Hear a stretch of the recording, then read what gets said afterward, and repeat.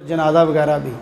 یہ بات یاد رکھیں 1973 کے آئین میں یہ بات باقاعدہ لکھی گئی ہے، یا اس کے بعد جو آئین ترتیب دیا گیا تھا اس میں لکھا گیا تھا کہ قادیانی اپنی مساجد کے اوپر اللہ یا محمد نہیں لکھ سکتے، کلمہ نہیں لکھ سکتے، بسم اللہ نہیں لکھ سکتے۔ رانا صغیر صاحب کی رشتہ داری ترگڑی کے اندر، جاؤ جا کے پتہ کر لو، ہمارے اہل سنت و جماعت مصطفائی ادارت المصطفیٰ کے مصطفائی نوجوانوں نے کیس لڑ کے باقاعدہ تھانے میں جا کے لڑائیاں مول لے کے، خطرے مول لے کے انہوں نے قادیانیوں کی ساری قبروں سے تختیاں اتروا دیں۔ یہاں لکھا تھا یا اللہ یا محمد، یا بسم اللہ وغیرہ لکھی ہوئی تھی، کلمہ لکھا ہوا تھا۔ یہ کلمہ نہیں لکھ سکتے اپنے گھر کے دروازے پہ، تو مسجد میں آ کے نماز پڑھنے کی بات کر رہے ہیں، بالکل جائز نہیں، قطعاً اس کے اندر گنجائش نہیں۔ جو کالی کملی والے کو خاتم النبیین نہیں مانتا، وہ کلمے کا کیا لگتا ہے، وہ نماز کا کیا لگتا ہے؟ نماز تو تحفہ مسلمان کے لیے، جنازہ تو تحفہ مسلمان کے لیے ہے، مصطفیٰ کی ذات ہے تو سب کچھ ہے، حضور نہیں تو کوئی چیز بھی نہیں ہے، نہ جنازہ ہے، نہ نکاح ہے، نہ نماز ہے، نہ کلمہ ہے، نہ بسم اللہ، نہ قرآن کی کوئی آیت ہے، نہ قربانی ہے۔ بلکہ قربانی وہ دیتے تھے پہلے ترگڑی کے اندر، قربانیاں بھی استعفیٰ نہیں کرنے دی ان کو، کہا تمہارا قربانی سے کوئی تعلق نہیں۔ نمرود نے بھی کہا تھا کہ میں ابراہیم تیرے رب کے نام پہ قربانی کرنا چاہتا ہوں، ابراہیم علیہ السلام نے فرمایا جب تک میرا کلمہ نہیں پڑے گا تیری قربانی اللہ قبول نہیں کرے گا۔ اس نے 4000 گائے قربان کی، اللہ نے اس کی قربانی منہ پہ مار دی، 4000 گائیاں ریگاں چلی گئیں۔ آج کلمہ پڑھنے والا مسلمان 20,000 کا دمبا قربان کرے، دمبے کے بدن پہ اتنے بال نہیں جتنی اللہ نیکیاں عطا فرما دیتا ہے۔ اللہ کوئی کسی کی عبادتیں نہیں دیکھتا، اللہ تو یاروں کی نسبتیں دیکھتا ہے۔ جس کی نسبت ابراہیم علیہ السلام سے ہے یا کالی کملی والے آقا سے ہے، اس کی ایک کھجور بھی جو ہے وہ پہاڑ کے برابر بنا دی جائے گی، اور جو نبی کا منکر ہے وہ پہاڑ کے برابر سونا بھی صدقہ کرے، اللہ اس کا آنا مول نہیں ڈالتا۔ دوسرا سوال ہے کہ یزید جنت میں جائے گا؟ اللہ اکبر۔ سعید مجدی صاحب کہا کرتے تھے، ہمارے قبلہ ابو البیان، آپ نے بیان سنا ہوگا جی لیاز صاحب نے، وہ کہا کرتے تھے بڑے سادے انداز میں، وہ کہا کرتے تھے کہ دنیا پہ حکومت تھی یزید کی، دنیا میں حکومت تھی یزید کی، اس نے اپنی حکومت کے اندر میرے امام کو زندہ نہیں رہنے دیا تھا، اور جنت میں حکومت میرے امام کی ہوگی، نہ وہاں یزید جائے گا نہ وہاں یزیدی جائے گا۔ حضور کا فرمان ہلاک امتی، بخاری ہے 511 نمبر صفحہ ہے، فرمایا ہلاک امتی علی ایدی غلمت من قریش، فقال مروان اغلمت من قریش، فقال ان شئت ان اسمیہ بنی فلان و بنی فلان۔ میرے حضور نے فرمایا تھا کہ میری امت کی تباہی اور میری امت کی بربادی جو ہے وہ قریشی لڑکوں کے ہاتھوں ہوگی۔ اور مروان نے پوچھا ابو ہریرہ سے کیا وہ قریشی لڑکے ہوں گے؟ فرمایا ہاں، اگر تو چاہے تو میں ان کے نام نہ بتا دوں، ان کے باپوں کے نام نہ بتا دوں؟ یہ تو حضور نے پہلے بیان کر دیا تھا۔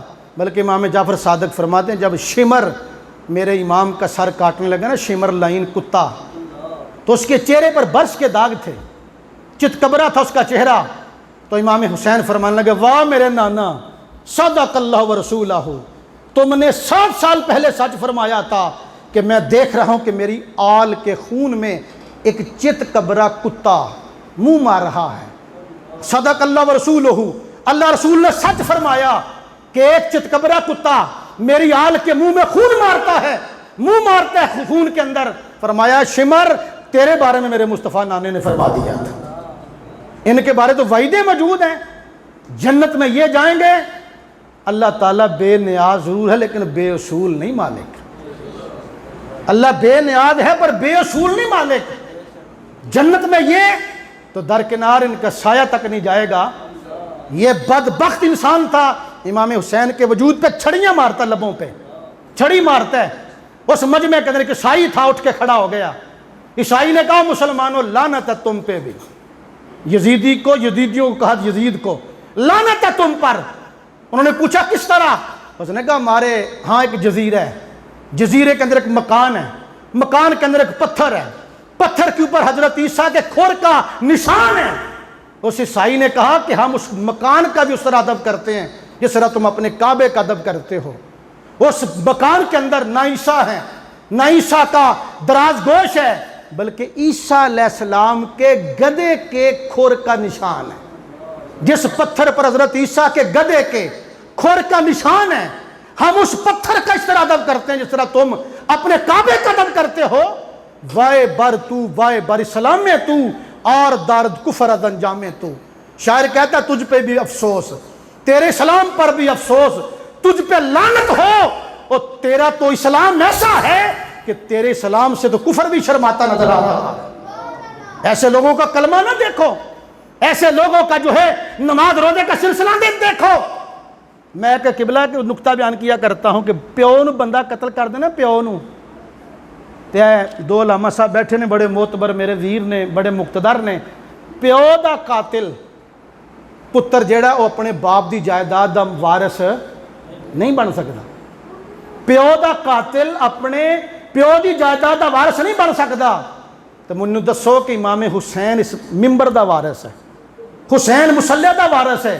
رب کعبہ دی قسم جیڑا مولوی یزید نو جنتی کہے یا امام نو باغی کہے تو یزید نو سچا مننے، خدا دی قسم نہ مصلی دے قابل نہ ممبر دے قابل۔ یا رسول اللہ زندہ باد۔ حضرات گرامی قدر غور فرمائیں، توجہ کریں۔ اسی مجمع کے اندر جب یزید میرے امام کے وجود کے لبوں پہ چھڑی مار رہا تھا، یہودی اٹھ کے کھڑا ہو گیا، کہنے لگا میں یہودی ہوں، حضرت داؤد علیہ السلام کی نسل سے ہوں میں۔ اس یہودی نے کہا کہ حضرت داؤد علیہ السلام سے لے کر میرے تک 70 پشتوں کا فرق ہے، 70 پیڑھیوں کا، 70 پشتوں کا۔ اور آج بھی میں کسی مجمع کے اندر جاؤں یہودیوں کے مجمع میں تو یہودی اٹھ کے میرا استقبال کرتے ہیں۔ اور تم کیسے مسلمان ہو، اپنے نبی کا نواسہ قتل کر دیا تم نے، اور تم کیسے مسلمان ہو لعنتیو، لعنت اللہ علیکم دشمنان اہل بیت۔ یہ لوگ لعنت کے مستحق ہیں، یہ بات یاد رکھیں۔ اور کچھ لوگ کہتے ہیں کہ یزید کافر نہیں تھا۔